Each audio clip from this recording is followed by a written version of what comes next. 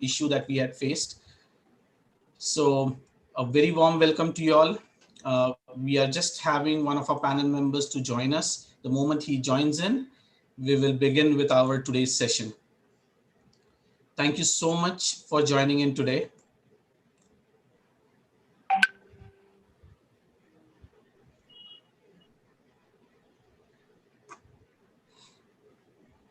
Peterson, let's get started. And as he joins in, Sure. maybe he can, rather than making everybody else wait. Perfect. That sounds good. So good afternoon, ladies and gentlemen. Compass shows us direction. In the similar way, leadership plays a significant role in directing its people towards the vision, mission, and values of the organization. Organizations are focusing more on their people, culture, and their constant enhancement. The more equipped your resources, the more stable your organization gets. It is very important to know the methods that help achieve a point where your people are satisfied, practices are appreciated, and performance are analyzed and improved. This is achieved through the leadership development, right skilling, work-life balance, health and wellness, inclusion, and diversity. Join us for this very exciting session where our industry experts will be sharing their experience and views, guiding us on how we can sail through if we have the right people, practices, and performance. HRAI welcomes you all to the session on connecting the dots, the compass, people, practices, and performance.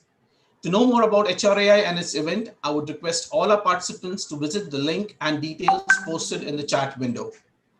It would be great to have all the participants' feedback. We will be running a poll before the Q&A session and request all participants to kindly give your feedback on the session. I now take the privilege to introduce our esteemed panel members for our today's webinar. Mr. Nagendra Bisht, Chief People Officer, Aussies Group. Nagendra's expertise in human resource management span over 15 years with focus on development and implementation of cost-effective solutions in recruitments and employee retention efforts. Nagendra has led HR functions for different regions, while his association with Aegis, Concentric, and FIS. He has extensive work experience in the areas of recruitment, talent engagement, performance management, talent development, change management, organization design, and effectiveness. You can also follow him on LinkedIn. The link for the same has been shared in the chat window. Thank you, Mr. Nagendra, for accepting our invite. Our next panel member, Mr. Avaloy Roy, MD, Kolkata Ventures. Mr. Roy is a serial tech entrepreneur, investor, and TV host who started his first startup at the age of 19 around his patent pending technology while still studying as a computer engineer at the Illinois Institute of Technology, and turned it to a multi-million-dollar valuation at the age of 22. He has built 8 multi-million-dollar worth businesses in the US and India. As the great-great-grandson of Sarojini Naidu, Avaloy continues the legacy forward by serving the Indian youth through entrepreneurship, education, using lean startup method and principles of Bhagavad Gita. His efforts towards Kolkata Ventures in the past 3 years have resulted in 400 plus revenue generating startup responsible for around 4,500 new jobs created in 10 states of East India, 500 plus speaking engagements in US and India, White House panel for entrepreneurship education, Startup America, Invest India at Rashtrapati Bhavan, TEDx Talk, Josh Talks, and many more. 150 plus awards in India, US, Canada, and China. You can follow him on LinkedIn. The link for the same has been shared in the chat window. Thank you, Mr. Avaloy, for accepting our invite. Our next panel member, Mr. Tanmay Vora, GM, Head of India Operations, Qmetry India Private Limited. Mr. Tanmay is a business leader and a performance improvement specialist who loves to work at the crossroads of people, processes, and change leadership. With over 2 decades of experience in diverse and global environments, he pursued organizational and operational and leadership excellence to deliver business value. He started his career in software development and stints into projects and program management. Software quality and corporate quality led him to an organizational leadership role. Last served on the board of Basware India Operations as country head and director. He is also known for his amazing sketch notes. You can also follow him on LinkedIn. Details for the same are mentioned in the chat window. Thank you, Mr. Tanmay, for accepting our invite. Now I'll introduce our panel come moderator for today's session, Ms. Kalyan Sundaram, founder, Ignite Academia and Server Happiness. An organization development coach, Sindhu Kalyan Sundaram helps corporates through her workshop on leadership, communication, goal setting, culture setting, and like with experience across United Kingdom and India. Her two ventures, Ignite Academy and Server Happiness, were conceived out of her passion to enable, enhance effectiveness of organization and their people. She is a speaker, writer, and a poetess. Her passion towards Bharatnatyam and kinetic music is what she follows. You can also follow her on LinkedIn. Details for the same are mentioned in the chat window. Thank you, Ms. Sindhu, for accepting our invite. Without taking much time, I now request Ms. Sindhu to take over this session. Over to you, Ms. Sindhu. Thank you, Peter, and thank you, HRAI. I welcome all of you to an exciting session. Over the last 4-5 months, we were navigating through uncertainty, literally a sea of uncertainty where we did not know where we were heading to, where we did not know where we were traversing, what kind of challenges we're going to be encountering, what kind of barriers are surrounding us. And despite that, many of us demonstrated a lot of agility, a lot of flexibility, and most importantly, the ability to adopt a completely new mindset.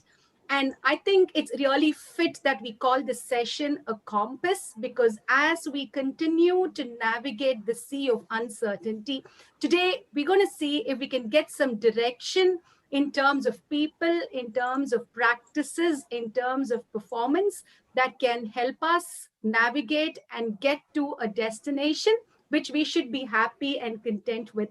So I welcome all the panelists, and I'm looking forward to a very interesting session. So over the last 4-5 months, when we encountered all these barriers, there was also a lot of uncertainty in the mind of different functions, different departments in terms of what should I be doing? Am I doing the right thing? What kind of skills or practices I should be adopting, or what exactly should I be doing as a human being? And one question that kept recurring in my mind that I've been asking everyone, and I would like to put forth to all the three panelists, starting with Mr. Nagendra, is what are the sort of values that you believe the HR fraternity should be adopting during these uncertain times? Mr. Nagendra, are you there? Yeah. Hi, Sindhu. Hi, good afternoon, everyone. I'm really sorry for the technical glitch at this point in time. I'm struggling a bit, but my IT team is here. Hopefully, we should be able to fix it in a minute's time. So, coming to question, what values should the HR fraternity should demonstrate at this point in time? What immediately comes on my mind is empathy, right? So the HR has to exhibit a lot of empathy, as well as propagate this empathy throughout the organization at this point in time.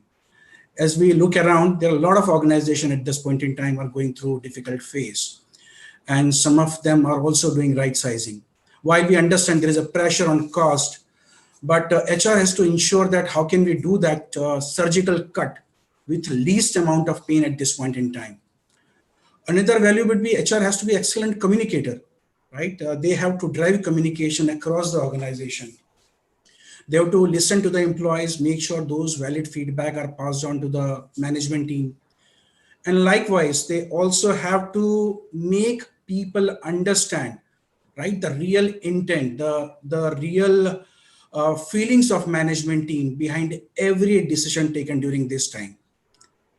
The next value would be They have to be excellent motivators, because they don't just have to motivate their team members or peer group, but they also have to motivate leadership team at this point in time, because they are also going through some or the other problem at this point in time. Lastly, I would say, they have to exhibit a lot of leadership in the area of agility and resilience, right? They have to help organizations bounce back through this adversity, rise up to the challenges, create a mechanism to control, if not control, minimize the disruption, and quickly transition HR excellence or service delivery model to accelerate people performance. So to summarize, they have to exhibit business values. What is important for our people? What is important for our clients? What is important for our shareholders at this point in time, and align themselves.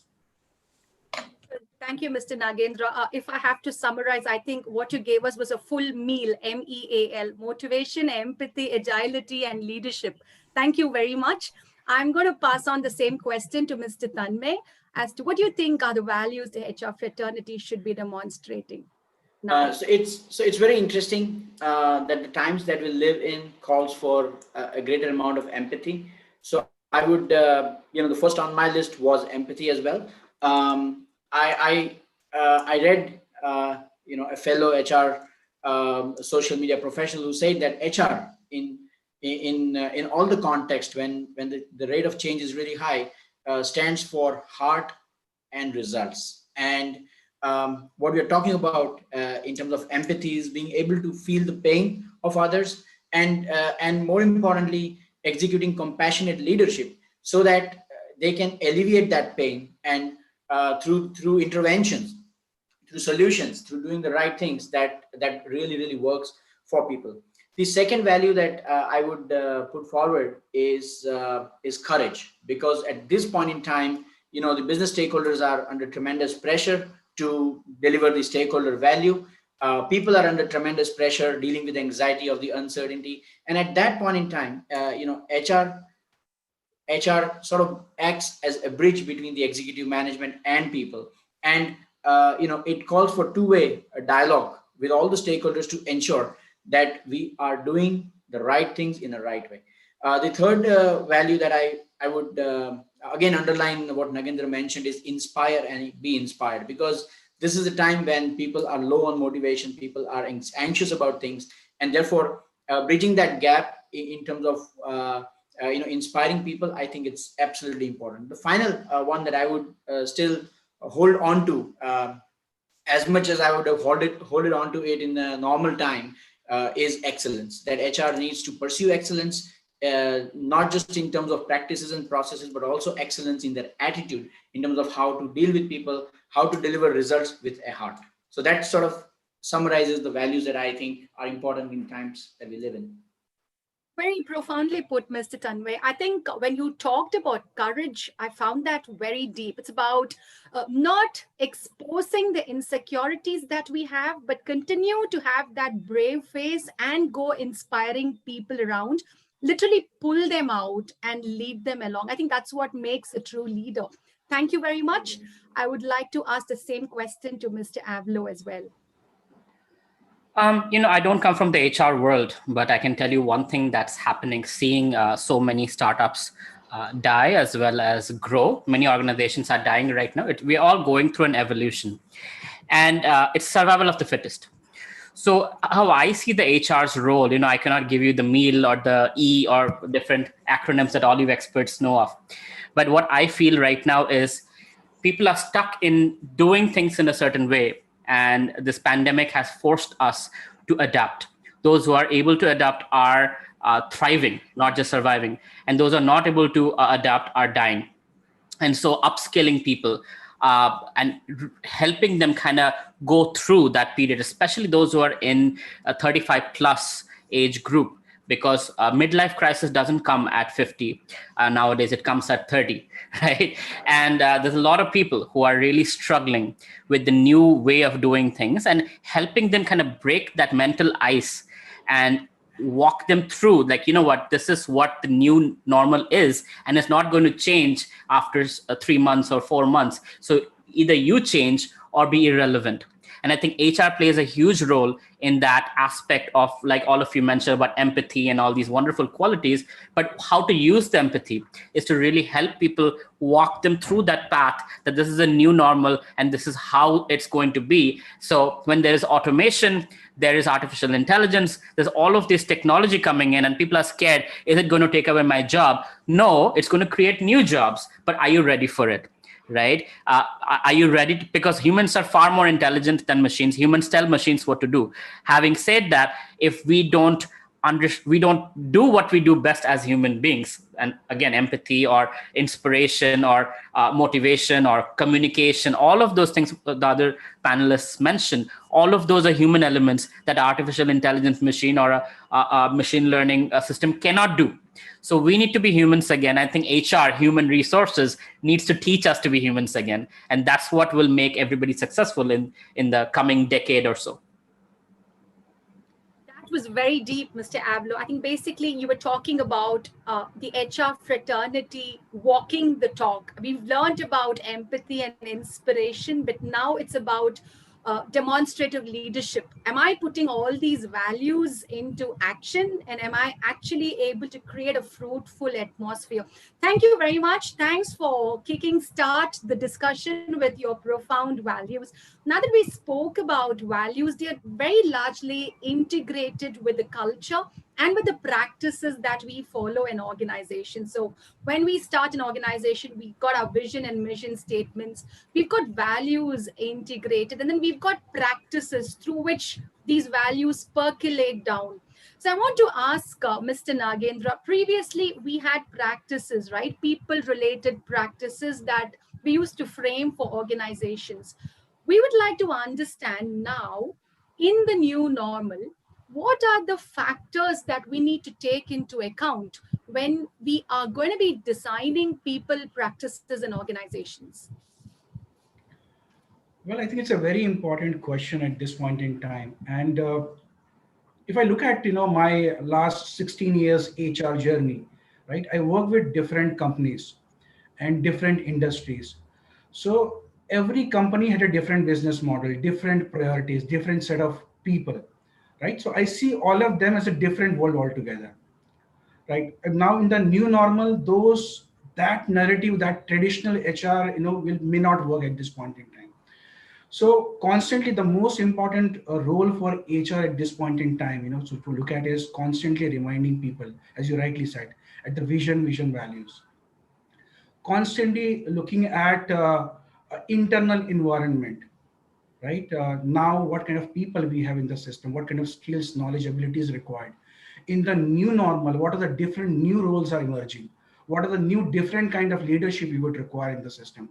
What kind of different L&D interventions we would require now? Now, external factors are also changing this narrative.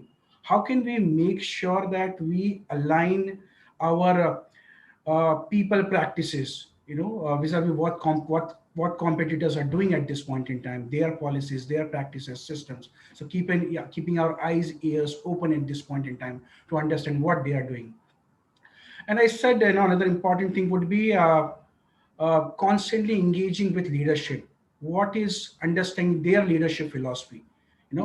What kind of direction they would like to give to the team members, what kind of culture they want to create in the new normal, what kind of work environment they would like to create in this new normal to engage and motivate employees. So I think it's a very important at this point in time we look at all the factors, right, and then create our people strategy. What you said reminds me of what Simon Sinek says in his book, Start With Why. I mean, all your practices and the values that Mr. Nagendra, you shared, it's about letting people understand why they're doing it, right? So Simon Sinek says there are 3 circles, and the innermost circle is why, and then the second circle is how, and then the third circle is what. So we all know what we are doing. We all know how we are doing what we are doing. But how many of us know why we are doing what we are doing? And you rightly said it's about instilling or probably even distilling that core belief into the hearts of every employee in the organization. and at the same time giving them that sense of security that, yes, you belong here. Thank you very much. On that note of Simon Sinek and practices, I would like to ask Mr. Avilo, again, now in the new normal, how do we ensure that people of organizations follow the processes that are defined and get the desired results without having to go and chase them individually, without having to go and micromanage them? See, I have been CEO since the age of 19 while I was still in college, and till now I have been running organizations. And one of the things I've learned is I will go mad if I have to chase individuals. That's not the way to do it. And they will go mad if I am micromanaging people. That's not the way to do it. The way to do it is having a system in place, a system that I follow as a leader, a system that my team follows, and no one is an exception. And if the system doesn't, if the people are not able to follow the system, there is also a penalty clause, right? So, for example, in one of the things we have, uh, in our office is if you're seen using WhatsApp in a certain period that you're not supposed to be, or Instagram or whatever else, you buy pizza for the entire office, right? And that has helped people kind of snitch on each other. Hey, he's using his phone, he's talking to his girlfriend or whatever. So it's a fun way of penalizing people. So people are productive and they use their Instagram during tea break or lunch break or whatever, but not during. So the point is, similar things are also happening in the remote working environment where there's KPIs involved, right? You achieve these KPIs, key performance indicators, and if you're not able to do it in 60 days, you'll be given 3 or 4 warnings, and then you can fire yourself. We don't have to have the ugly conversation. Why me? Why did you choose me? And all of that. It's like, hey, this is the system. You follow the system, you stay. You don't follow the system, ask for help. We'll provide resources. If you still cannot do it, then maybe you should go in another organization where you're best suited. So I think creating the system is the role of the leader of the organization. The HRs can also help with that. And once system is in place, and it's vetted by everyone that, yes, this is fair, it works for both sides, the employer and the employees, then just follow the system. And I think regardless of your sitting on a beach and doing your work or in the office, it doesn't make a difference because every person has a key performance indicator. And as long as that is met, you're successful. Beautiful. You're basically talking about celebrating mistakes rather than penalizing, right? When you penalize someone, it comes from a very different point of reference, and it's driven by fear. So when someone is penalized, the kind of emotions that we're directing at that person or evoking from that person is largely fear or shame. But the way I wouldn't say celebrating mistake, because we live in a culture where almost failing and making mistake has become the like something to be proud of. Yes, it's okay to make mistakes, but it's actually more important to not make mistakes and repeat the mistakes. You should not repeat the mistakes. Then you're really stupid. Make the mistake once, maybe twice, but not 3 times, right? So when you buy pizza for the whole office, that's a penalty and you're paying for it. So you feel the pinch, even though it's not like, insult, it's not an emotional damage. It's a financial penalty that you have time, 2 hours to do whatever you want during your office. That's how at least we work. 11:30, there's a break. 4 o'clock, there's a break. And 1 to 2 o'clock, there's lunch break. So you can use your phone for personal reasons, but during work, don't do it. If you do it, somebody who wants pizza will see you and will report you. It's the law of attraction. When I'm really hungry and I'm dying to eat pizza, I'm going to probably look out for someone who's using his WhatsApp during work hours. Beautiful. And I also like the way that you said it's actually freedom with responsibility. The KPIs, you've got the timelines, you own it yourself. No one's going to come and force it or micromanage you. You own it yourself. And I think there's a lot of responsibility that comes attached when people start owning it up themselves. So that's when they start becoming internally driven. Wonderful. Thank you for sharing your viewpoints. On that note, when it comes to ownership and internally driven, I would like to ask Mr. Tanmay, now that we've seen about values, we've seen about practices and ownership, how important is internal leadership development for an organization? The times like this, the times that we live in are typically crucibles of leadership. Disruption, uncertainty, business, going through the waves of ups and downs. These are opportunities for leadership to really show up. Therefore, the kind of leadership that I'm talking about here is not the leadership that we see usually at the top of the organization, because that's positional leadership. But what I'm talking about is leadership as an attitude, leadership as a mindset, leadership as a way of living. And when I talk about that kind of leadership, I strongly believe that most organizations follow this route of classroom training and 2-day leadership offsite and stuff like that. I think it works only to an extent of generating awareness and building a common vocabulary of leadership in the organization. That's about it. It does not guarantee leadership. What guarantees leadership, I think, is a hard route to take, and then most organizations, either driven by pressures of deliveries or driven by other constraints, are not able to effectively focus on this. Is that the real leadership happens in the context of work. The real leadership happens when people are hand-holded into greatness. People are hand-holded into the problems that they're solving. When people are when people see effective role models around them, then leadership really happens. I see leadership as an emergent property, irrespective of the title that people have or positional authority that people have. Leadership emerges when the right conditions outside of me start to develop, and then my leadership actually starts to manifest itself. And so therefore, I think what is very important for organizational leaders to understand is that they need to effectively role model the kind of behaviors that they want to see. They need to take personal accountability of coaching and mentoring leaders underneath them, and not just coach and mentor them through fancy theories, but coach and mentor them in the context of work.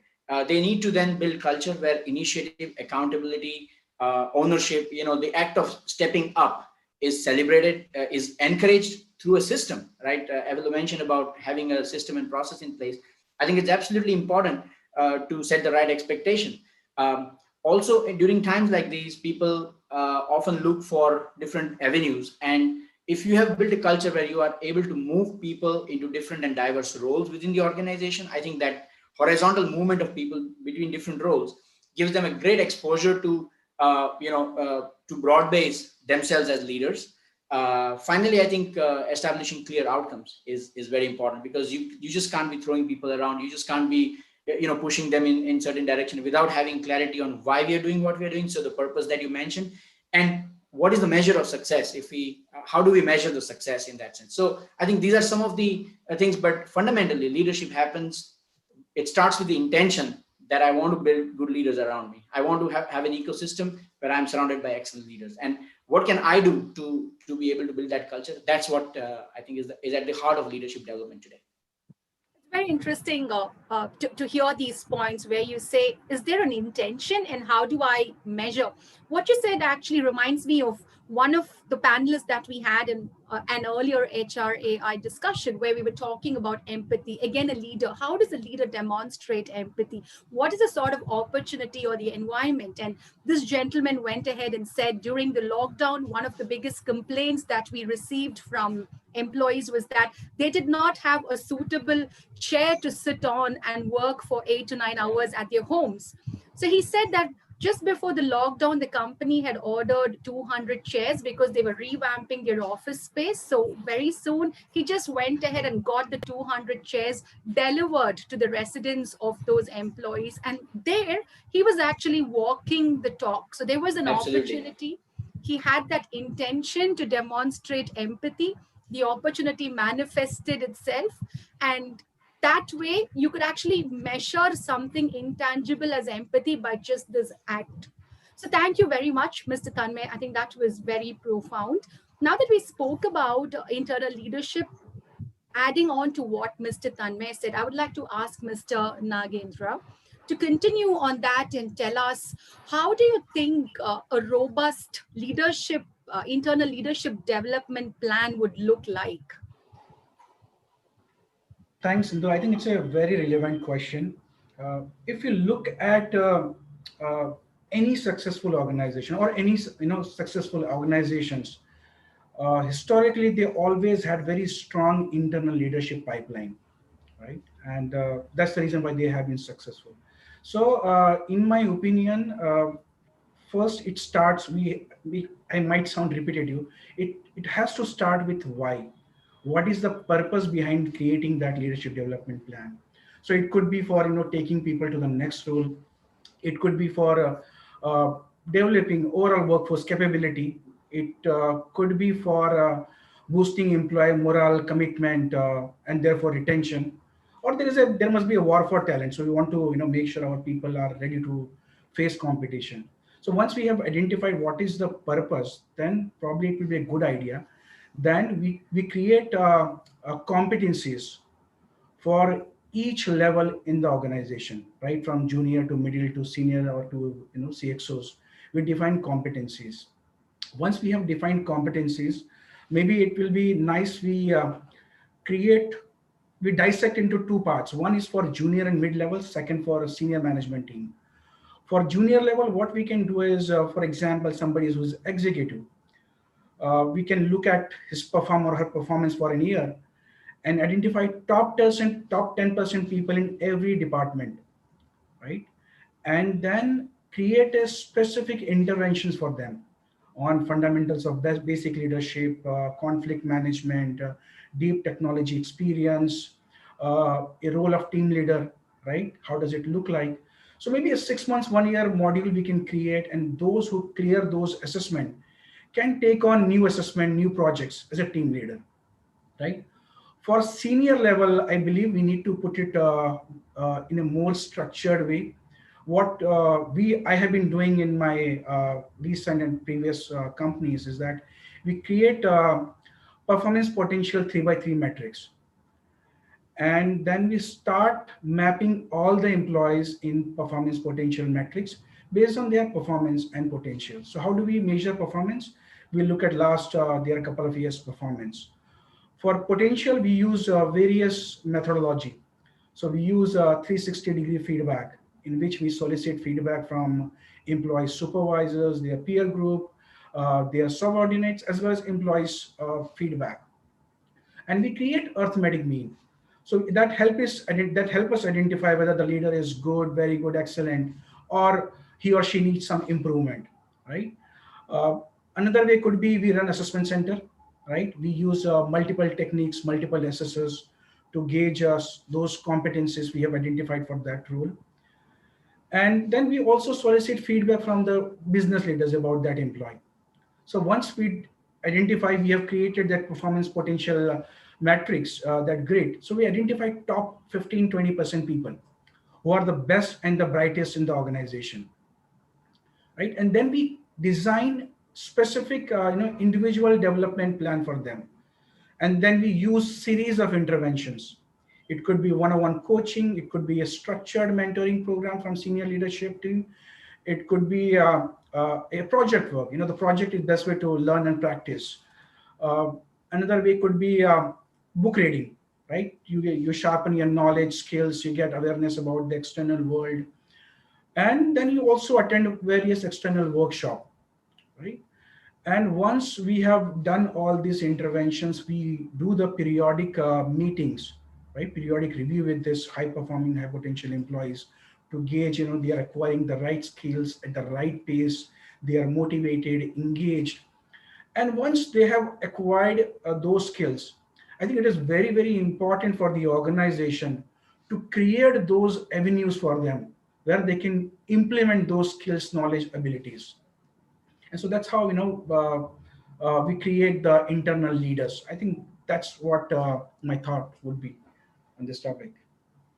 It's really heartening to know that as an organization, you're able to provide such deep, intensive opportunities for people to groom up their leadership skills at very different levels, not necessarily only for senior management. And the way you said we do assessments, and then you do one-to-one coaching, mentoring, Project works are generally a great opportunity because there you are actually asking the person to act in their natural manner. It's not like a training where they're going to sit for 1 or 2 days, but they're going to implement a project over a particular period of time. And it's a great opportunity for the organization to understand the innate qualities, what the person brings in, and the strengths that the organization can leverage. Really great to know that. Thank you very much. I'm moving on the same topic of leadership development to Mr. Avlo. Uh, how important is it for us to groom internal leaders as against hiring from outside? You know, not everybody's meant to be a leader. Let's just face it. So some people, of course, 1 or 2% you'll see the high skill, high will, the nature is there, the eagerness is there, the hunger is there. But asking somebody who's an introvert just because they have experience to become a leader is almost a punishment. I have seen so many cases, especially IT software in this industry, people who have had 10 years of great experience, they're excellent as coders and whatnot, and suddenly they are given a promotion. Now you're the project manager, and they don't like dealing with people. They don't have the leadership skills, and they're like, oh my God, I was so much better doing coding in my own corner, and don't tell me to. So it's wrong to actually tell a fish to climb a tree or tell a monkey to swim in the water, right? It's not fair. And this is what our education system is. It always, everybody has to be engineer, doctor, regardless you're supposed to be a singer or a artist or a comedian, right? That's the system we live in. And I think that's absolutely ethically, morally wrong. It's a punishment. So yes, there are some people who are in the organization, leaders take charge. That's how we know they're leaders, right? So they will anyway grab the opportunities and grow in the company. But not everybody can be internally groomed and made into a leader. It's not possible. So there is always room for fresh water to come in, bring in outsiders, of course, through referrals, perhaps, and whatnot, through the internal network. So you get the right people. Like attracts like. So somebody's doing a great job. It's probably likely they have friends just like them. So you can do that. But bringing in outsiders is absolutely important to keep it fresh, because a lot of times what happens is inbreeding leads to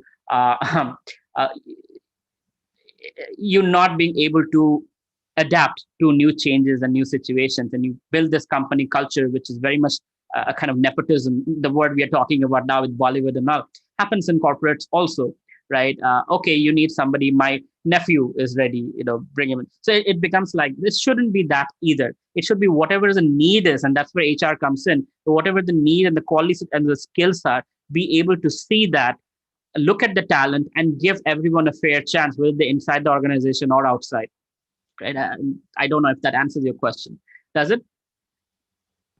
It does. I generally like it when, sometimes I like it when people actually do not agree with the question, because fresh perspective. Like you said, outsiders bring in fresh perspective to the organization. You actually brought it.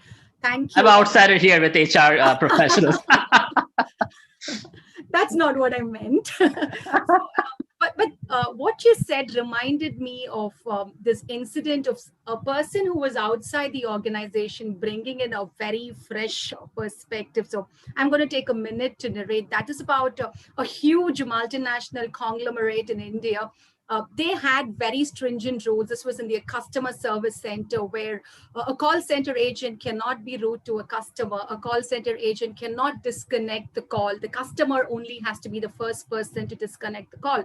And if they were found doing any of these, they were given 1 slip, and 3 slips, they're just instantly out of the organization. That's how strict and rigid the rules were. And every leader in the organization was following this rule, giving out slips for people who would just transgress the rules. And then they hired this manager who came in, and one of his team members, who was a high performance team member, who literally won an award the previous day, she went in and she was answering a call on that particular day. She was completely stressed out, and she shouted at the customer and she disconnected the call. So 2 mistakes. Ideally, she should be getting 2 slips. So all he did was take her for a cup of coffee, even asking her, do you like your coffee black, or do you want me to mix milk? Taking her for a walk for about 15, 20 minutes, inquiring about how she was doing, how are her entrance exams going on, how is her life generally going around, making her feel comfortable. And then he just looks into her eye and he says, I know you'll never let me down. You're a high performer and I know what you're capable of. And that's it. No penalty, nothing. And when she went back for the next 6 months, she was the high performer in that entire organization. And this kind of turned the mindsets of the leaders and the policymakers to reinvestigate and inspect their policies and say, hey, there's actually another way to deal with someone who transgresses the rules. We don't have to penalize everyone in the same manner. So I think that resonates well with what you said. Thank you for that. So question to Mr. Tanmay. Now that we were talking about internal leadership, we're also talking about high performance teams. I mean, that seems to be the buzzword for quite a few years right now. So in your opinion, what are the key high performance work practices that you've seen? You're on mute. Yeah, so that's a great question. I think high performance comes out first and foremost from people, and therefore I would put getting and keeping the right people around as the number one high performance practice. When people are around, when you have excellent people around you, the next thing they need is clarity. They need a compass, as is the theme of this discussion. In my view, the compass is the purpose of the organization and how well it aligns with the purpose of that individual. The values that organization stands for, the vision in terms of what impact does the organization want to create in the world. And I think clarifying this often and enough with people in conversations, in all hands and such other forums, I think it's absolutely important. It breeds high performance when people know where they're going, and when they have when they know that they can alter the methods to achieve the purpose, but the purpose remains the same. So when they share that intent. The third thing they need is that if you can't just let them loose and let them do whatever they wish to do. So there needs to be a structure. I come from a core quality processes background, and therefore I would put this that high performance is an outcome of people, process and technology, and process plays a very important role. Not just having documented processes. Having processes means that you're doing work in a certain way, and therefore you're optimizing and improving as you go along. You're documenting your lessons, you're measuring your things. That's what process does. And I'm not talking about processes in a traditional sense. I'm also talking about processes that are pretty much automated. So you get a real-time feedback in terms of how the work is progressing, what's the direction we are taking.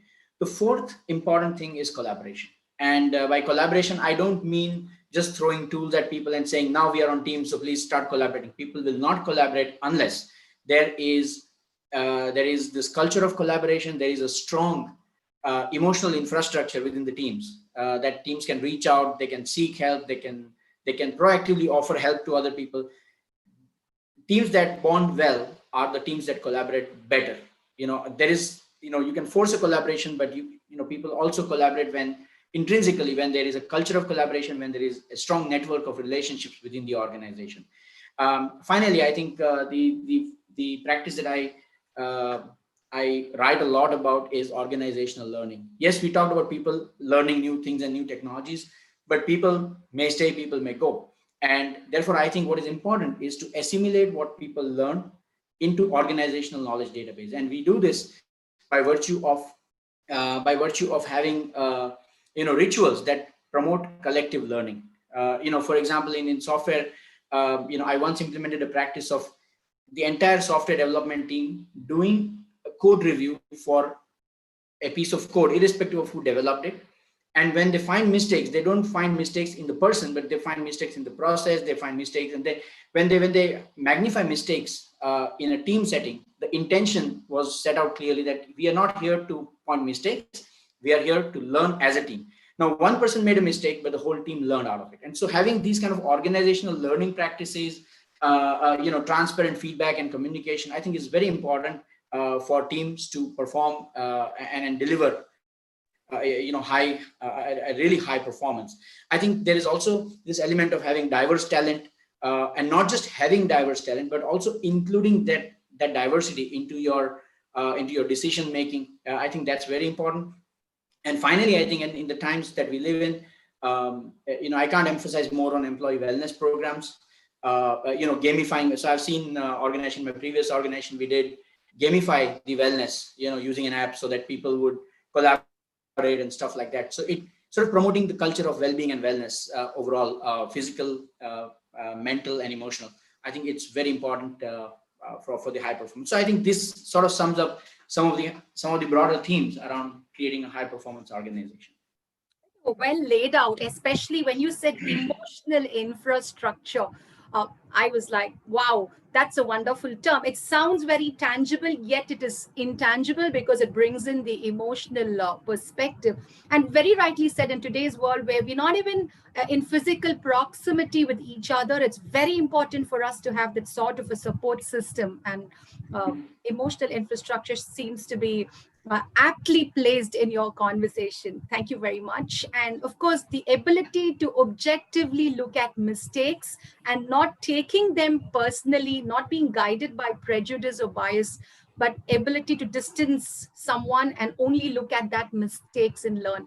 I think fantastic points in enhancing work culture and practice is something that we all can take back. On that note, now that we are in the digital world, and yes, Mr. Tanmay spoke about emotional infrastructure, my question for Mr. Nagendra is now, how can the HR fraternity ensure that people can balance their personal and professional lives in the current scenario?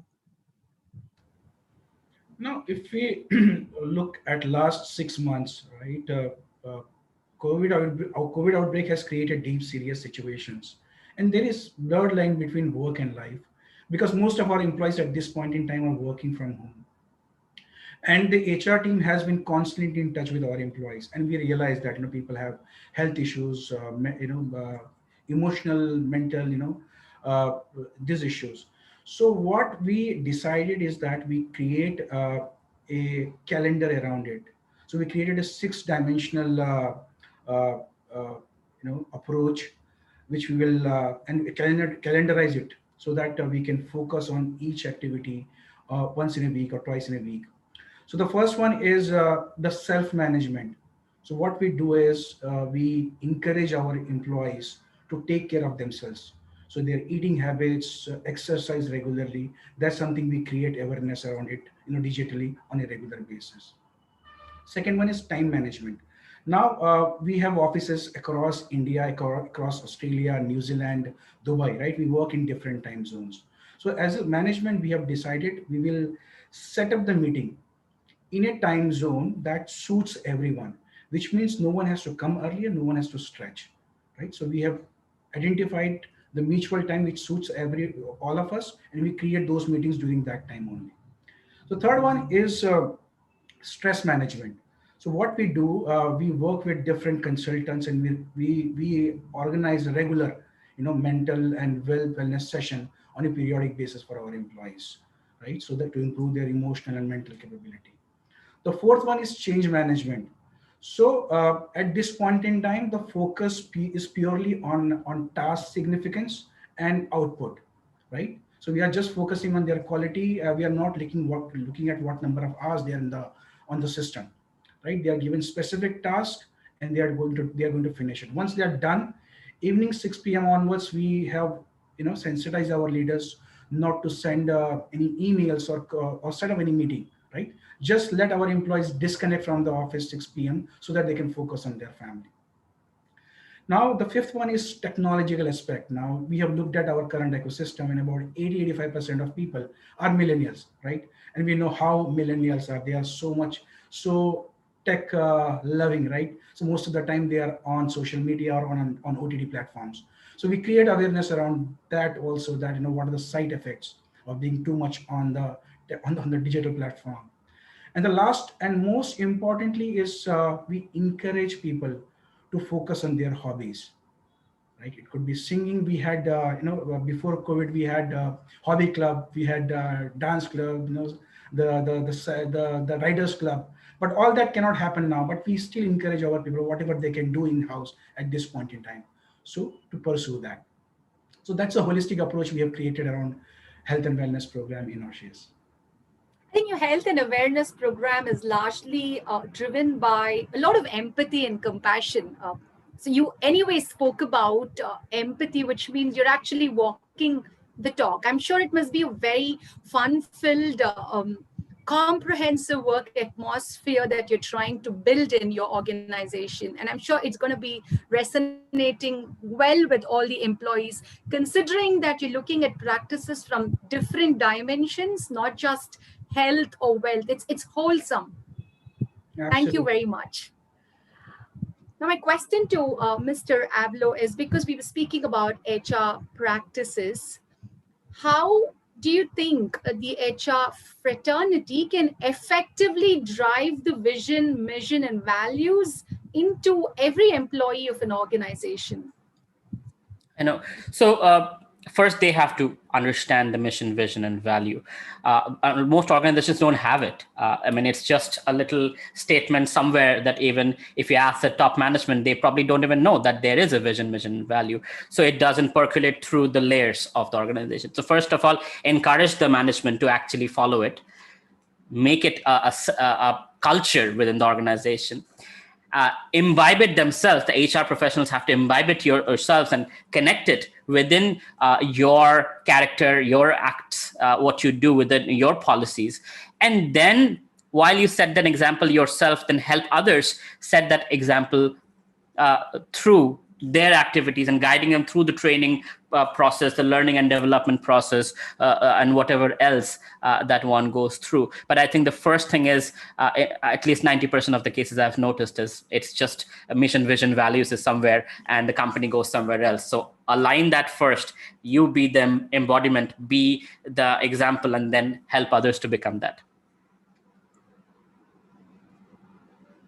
You're basically saying that the HR fraternity should be seen living up to the values, should be seen being aligned to the vision and mission, and that can percolate down to employees. Well, first they should help the top management actually set it up, right? Okay. Understand it, set it up, give it time.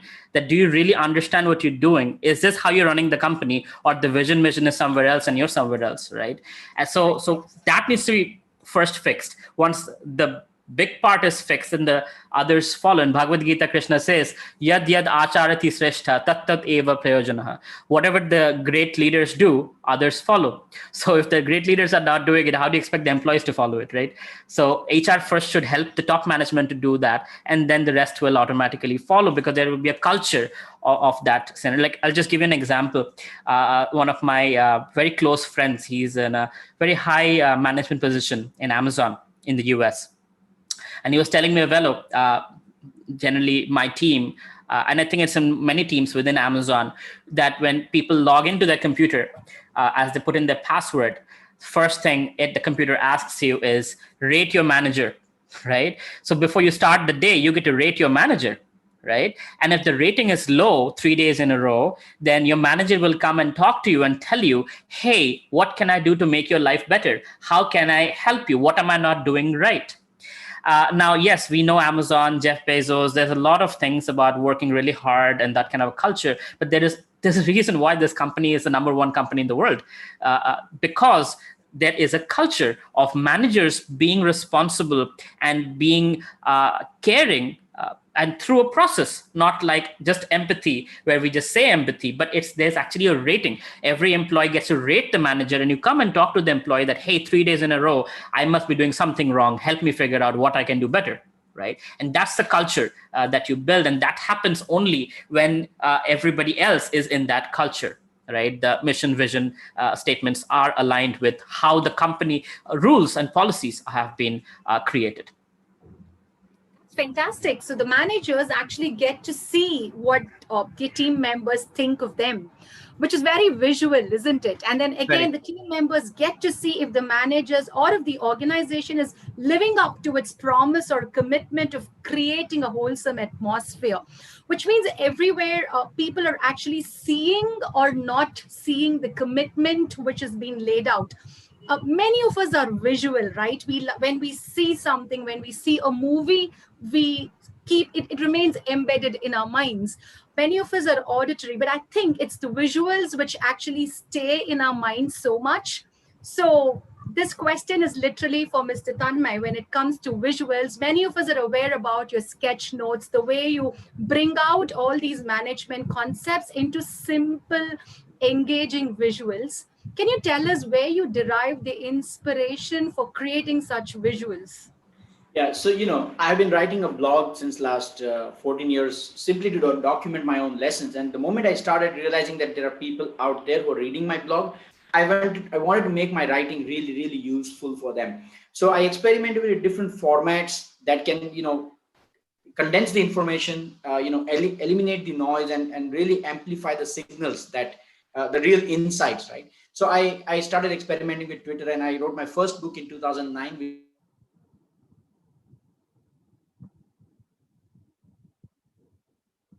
and I wrote a lot of 100-word posts and stuff. So I was trying to constantly condense information till in 2015, I came across one of my friends, Vijit Bahadur. He's a very, very celebrated personality in the HR world. I saw him, scribbling sketch notes and stuff like that. And I thought, hey, let me give this a go. And that's how that journey started in later part of 2015.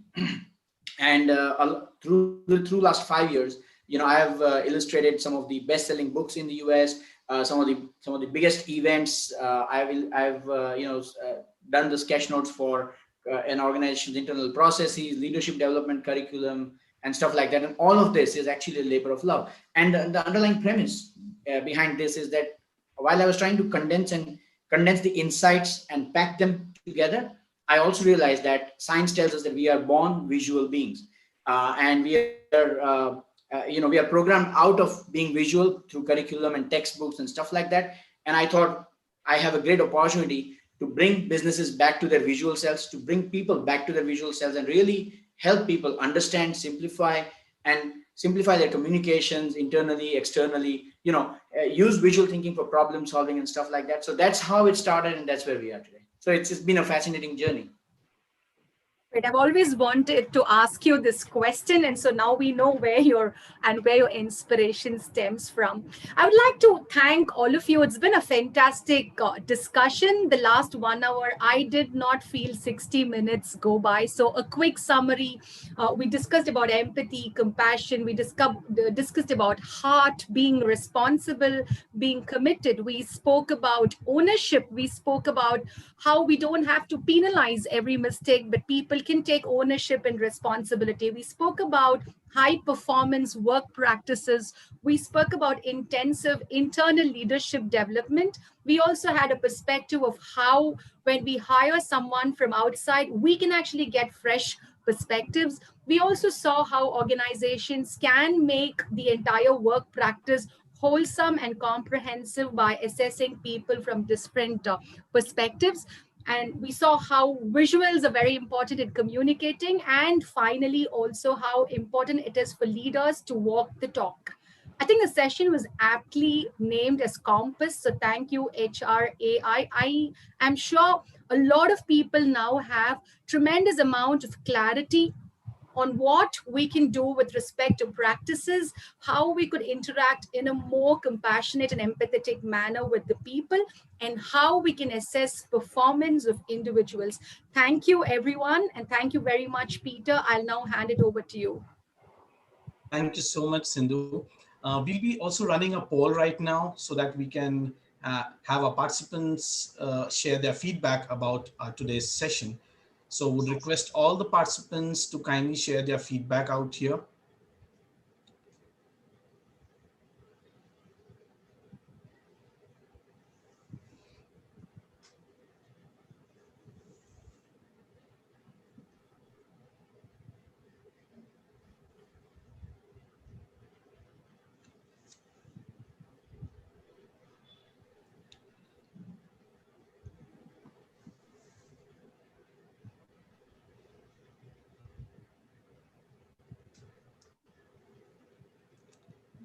Everyone seems to be happy.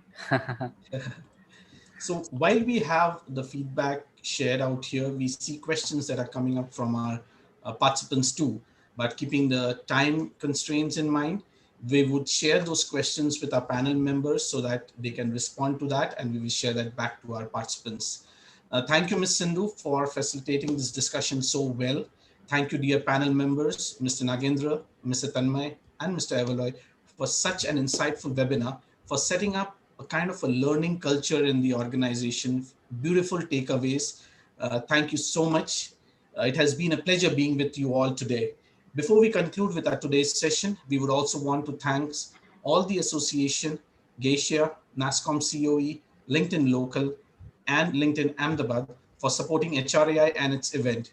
To know more about these associations, request you to kindly visit the link provided in the chat window. Do join us for our next session on the 2020 Dialogue, a masterclass series.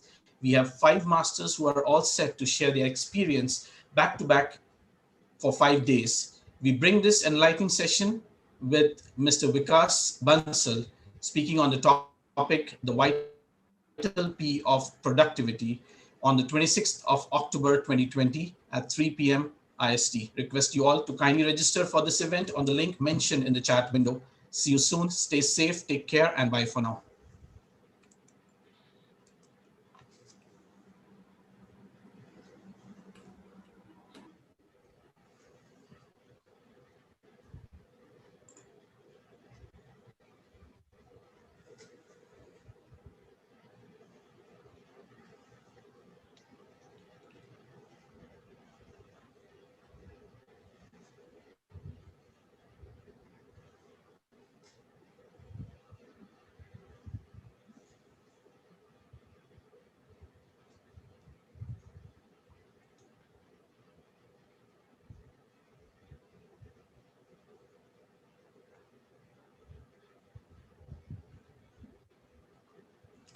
Thank you all for joining in. We hereby conclude with our today's webinar.